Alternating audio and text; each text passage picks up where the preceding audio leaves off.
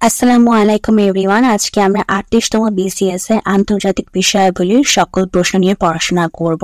আমাদের চ্যানেলে আপনাদের জন্য BCS এর বিভিন্ন টপিক বেসড প্লেলিস্ট রয়েছে এবং আমরা সেসব প্লেলিস্টে এমনভাবে পড়ে দিচ্ছি যাতে করে আপনারা শুনে আপনারা মুখস্থ করে নিতে পারবেন। এছাড়াও কিন্তু আমাদের চ্যানেলে বিভিন্ন year based job solution, primary job solution রয়েছে, সেখানেও আমরা এমনভাবে ভিডিও তৈরি করে দিচ্ছি যাতে করে আপনারা শুনেই আপনাদের জব সলিউশনটা কমপ্লিট হয়ে যায়। আমরা আপনাদের জন্য প্লেলিস্ট এমনভাবে তৈরি করছি যাতে করে আপনারা সেই প্লেলিস্টে ঢুকে আপনারা যাতে আপনাদের যে টপিক নিয়ে আপনারা পড়তে চান সেই টপিকই যাতে সব প্রশ্ন পেয়ে যান এবং সব প্রশ্ন আপনাদের যাতে ওই টপিক রিলেটেড সবকিছু থাকে, আপনারা সেই বিষয় নিয়ে যেতে পড়তে পারেন, সেভাবেই আমাদের চ্যানেলে সবকিছু তৈরি করে দেওয়া হচ্ছে। আজকে যারা প্রথমবার এসেছেন তাদের কাছে রিকোয়েস্ট, কাহিনী আমাদের চ্যানেলটিকে সাবস্ক্রাইব করে দিবেন এবং প্রিভিয়াস যত ভিডিও আপলোড হয়েছে সেগুলো দেখে প্রিভিয়াস পড়াগুলো পড়ে দিবেন এবং সামনে যত ভিডিও আপলোড হবে সেগুলো দেখে পড়াগুলো পড়তে থাকবেন। তো চলুন এখন আমরা আমাদের আজকে পড়া শুরু করি।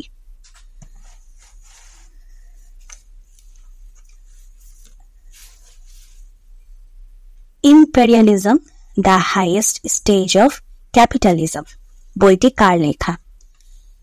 V.I. Lenin. Imperialism, the highest stage of capitalism বইটি কার লেখা? V.I. Lenin. Imperialism, the highest stage of capitalism বইটি কার লেখা? V.I. লেনিন। 2022 সালের ফিফা বিশ্বকাপ অনুষ্ঠিত হবে। আচ্ছা, অলরেডি অনুষ্ঠিত হয়ে গেছে, সেটি হয়েছে কাতারে। সো এখন আমাদের 2026 সালে যে হবে ওয়ার্ল্ড কাপ সেটা নিয়ে জানতে হবে।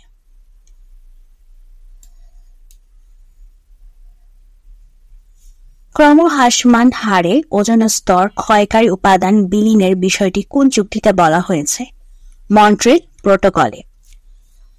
ক্রমহ্রাসমান হারে ওজোন স্তর ক্ষয়কারী উপাদান বিলীনের বিষয়টি কোন চুক্তিতে বলা হয়েছে? মন্ট্রিল প্রোটোকলে। ক্রমহ্রাসমান হারে ওজোন স্তর ক্ষয়কারী উপাদান বিলীনের বিষয়টি কোন চুক্তিতে বলা হয়েছে? মন্ট্রিল প্রোটোকলে। ইসলামী সহযোগী সংস্থা OIC এর দাপ্তরিক ভাষা সংখ্যা হচ্ছে 3টি। OIC এর দাপ্তরিক ভাষা সংখ্যা কয়টি? 3টি। OIC এর দাপ্তরিক ভাষা সংখ্যা কয়টি? 3টি। কি কি? ইংরেজি, আরবি ও ফ্রেঞ্চ। ইংরেজি, আরবি ও ফ্রেঞ্চ। সাবেক মার্কিন প্রেসিডেন্ট রোনাল্ড রিগান কর্তৃক ঘোষিত স্ট্র্যাটেজিক ডিফেন্স ইনিশিয়েটিভ SDI এর জনপ্রিয় নাম ছিল তারকা যুদ্ধ। সাবেক মার্কিন প্রেসিডেন্ট রোনাল্ড রিগান কর্তৃক ঘোষিত স্ট্র্যাটেজিক ডিফেন্স ইনিশিয়েটিভ SDI এর জনপ্রিয় নাম ছিল তারকা যুদ্ধ। সাবেক মার্কিন প্রেসিডেন্ট রোনাল্ড রিগান কর্তৃক ঘোষিত স্ট্র্যাটেজিক ডিফেন্স ইনিশিয়েটিভ SDI এর জনপ্রিয় নাম ছিল তারকা যুদ্ধ। দুই বা ততোধিক প্রতিদ্বন্দ্বী বৃহৎ শক্তিসমূহের মাঝখানে অবস্থিত দেশসমূহকে বলা হয় বা দেশকে বলা হয় বাফার রাষ্ট্র। দুই বা ততোধিক প্রতিদ্বন্দ্বী বৃহৎ শক্তিসমূহের মাঝখানে অবস্থিত দেশকে বলা হয় বাফার রাষ্ট্র। দুই বা ততোধিক প্রতিদ্বন্দ্বী বৃহৎ শক্তিসমূহের মাঝখানে অবস্থিত দেশকে বলা হয় বাফার রাষ্ট্র। পিং পিং এর অর্থ হচ্ছে টেবিল টেনিস। পিং পিং এর অর্থ হচ্ছে টেবিল টেনিস। পিং পিং এর অর্থ হচ্ছে টেবিল টেনিস। বেল্ট ও রোড ইনিশিয়েটিভ BRI এর প্রস্তাব করেছে চীন। Belt and road initiative BRI এর প্রস্তাব করেছে বা প্রস্তাবকৃত দেশ হচ্ছে চীন। বেল্ট ও রোড ইনিশিয়েটিভের প্রস্তাবকৃত দেশ হচ্ছে চীন। কোনটি জাতিসংঘের সহযোগী নয়? জাতিসংঘের সহযোগী নয় আসিয়ান। জাতিসংঘের সহযোগী নয় হচ্ছে এশিয়ান। এই যে ASEAN। জাতিসংঘের সহযোগী নয় হচ্ছে এশিয়ান। জাতিসংঘের সহযোগী নয় আসিয়ান। সার্কের সদর দপ্তর কোথায়? কাঠমান্ডুতে। সার্কের সদর দপ্তর অবস্থিত কাঠমান্ডুতে। সার্কের সদর দপ্তর অবস্থিত কাঠমান্ডুতে। 1995 সালটিকে কোন সংস্থাটির গোল্ডেন জুবিলি হিসেবে পালিত হচ্ছে তা হচ্ছে ইউএনও। 1995 সালটিকে কোন সংস্থাটির গোল্ডেন জুবিলি হিসেবে পালিত হচ্ছে? ইউএনও। 1995 সালটিকে কোন সংস্থাটির গোল্ডেন জুবিলি হিসেবে পালিত হচ্ছে? ইউএনও। জাতিসংঘ 1945 সালে প্রতিষ্ঠিত। 1995 সালে এটি গোল্ডেন জুবিলি পালন করে। তো পালিত হচ্ছে মানে পালিত হয়েছে। ইউএনও 1945 সালে গোল্ডেন জুবিলি পালিত বা পালন করেছে। নিম্নের কোন কার্যক্রমের সাথে অ্যামনেস্টি ইন্টারন্যাশনাল যুক্ত? মানবাধিকার সংরক্ষণ। নিচের কোন কার্যক্রমের সাথে অ্যামনেস্টি ইন্টারন্যাশনাল যুক্ত? মানবাধিকার সংরক্ষণ। নিম্নের কোন কার্যক্রমের সাথে নিম্নের কোন কার্যক্রমের সাথে অ্যামনেস্টি ইন্টারন্যাশনাল যুক্ত? মানবাধিকার সংরক্ষণ। অ্যামনেস্টি ইন্টারন্যাশনাল, এই যে অ্যামনেস্টি ইন্টারন্যাশনাল এর প্রতিষ্ঠাতা হচ্ছেন ব্রিটিশ আইনজ্ঞ পিটার ব্যানসন। এটি সদর দপ্তর হচ্ছে লন্ডন, যুক্তরাজ্যতে। এটির উদ্দেশ্য হচ্ছে বিশ্বব্যাপী মানবাধিকার সংরক্ষণ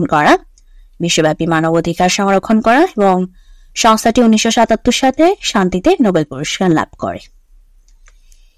ইউএনএইচসিআর এর সদর দপ্তর কোথায়? জেনেভাতে। ইউএনএইচসিআর এর সদর দপ্তর কোথায়? জেনেভাতে। ইউএনএইচসিআর এর সদর দপ্তর কোথায়? সুইজারল্যান্ডের জেনেভাতে। ভারতের সবচেয়ে প্রাচীন রাজনৈতিক দল কোনটি? Indian national Congress. ভারতের সবচেয়ে প্রাচীন রাজনৈতিক দল হচ্ছে ইন্ডিয়ান ন্যাশনাল কংগ্রেস। ভারতের সবচেয়ে প্রাচীন রাজনৈতিক দল ইন্ডিয়ান ন্যাশনাল কংগ্রেস। আচ্ছা, 2015 সালে COP21 না, বর্তমানে কপের ব্যাপারে যদি রিসেন্ট কোনো ঘটনা ঘটে থাকে বা প্রিভিয়াস ইয়ারের যদি ঘটনা ঘটে থাকে সেটা একটু জেনে নিয়েন, ঠিক আছে? 2023 অথবা 24 সালের কোনো কপ রিলেটেড ঘটনা জেনে নিবেন। মিয়ানমারে রোহিঙ্গারা তাদের নাগরিকত্ব হারায় 1982 সালে। মিয়ানমারে রোহিঙ্গারা তাদের নাগরিকত্ব হারায় 1982 সালে। মিয়ানমারে রোহিঙ্গারা তাদের নাগরিকত্ব হারায় 1982 সালে।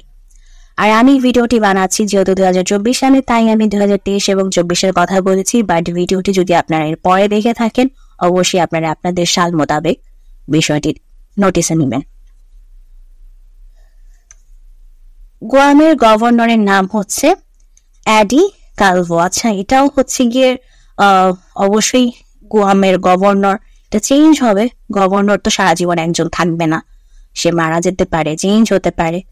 সো এটাও মানে সময় সময় চেঞ্জ হবে। সো এটাও জানতে হলে আমাদের রিসেন্ট টাইমে কে তারটা জেনে নিতে হবে। সো এটাও জেনে নেবেন গুয়ামের বর্তমান গভর্নর কে, ঠিক আছে? আর এখানে আনসার হচ্ছে অ্যাডি কালভো। তারপর জেনে নেবেন সে এখন গুয়ামের গভর্নর কে। সো 2020-এ হচ্ছেন উনি হয়েছিলেন, বাট এখন তো 2024। সো এখন চেঞ্জ হবে অবশ্যই, বা নাও হতে পারে, দেখে নিতে হবে। অক্টোবর বিপ্লবের নেতৃত্ব দিয়েছেন কে? আচ্ছা, VI লেনিন। অক্টোবর বিপ্লবের নেতৃত্ব দিয়েছেন VI লেনিন। অক্টোবর বিপ্লবের নেতৃত্ব দিয়েছেন VI লেনিন। অক্টোবর বিপ্লবের নেতৃত্ব দিয়েছেন VI লেনিন। তো আজকের প্রশ্নের সমাধানটি আমাদের এখানেই শেষ হয়ে যাচ্ছে। যদি ভিডিওটি ভালো লাগে অবশ্যই ভিডিওতে লাইক দিবেন, চ্যানেলটিকে সাবস্ক্রাইব করবেন এবং আপনারা ভালো থাকবেন।